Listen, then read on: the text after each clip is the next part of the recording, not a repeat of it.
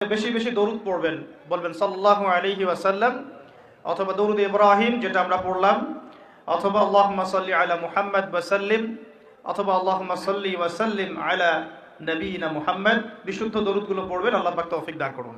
এখানে একটা বিষয় লক্ষণীয়, নবীর নাম শুনে দরুদ না পড়লেই যদি অভিশাপ পেতে হয়, নবীর নাম শুনেছি দরুদ পড়ি নাই, একটা আমল ছুটে গেল, এর ফলশ্রুতিতেই যদি নবীর অভিশাপ পেতে হয়, তাহলে আমরা সারা জীবনে যারা নবী সাল্লাল্লাহু আলাইহি ওয়াসাল্লামের সুন্নতের খেলাফ চলছি, আমাদের কি হবে সেটা ভাবার দরকার আছে কি নাই?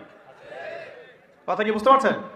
এই যে আমরা সারা জীবনে উঠতে বসতে চলতে ফিরতে, চেহারা সুরত পোশাক আশাক, রুচিতে অভ্যাসে পছন্দে সংস্কৃতিতে অর্থনীতিতে ইভেন পলিটিক্সেও আমরা যে নবী সাল্লাল্লাহু আলাইহি ওয়াসাল্লামের সুন্নতের খেলাফ চলছি, আমাদের জন্য কি নবী সাল্লাল্লাহু আলাইহি ওয়াসাল্লাম সুপারিশ করবেন, খুশি হবেন? একবার নবীর নাম শুনে দরুদ না পড়লেই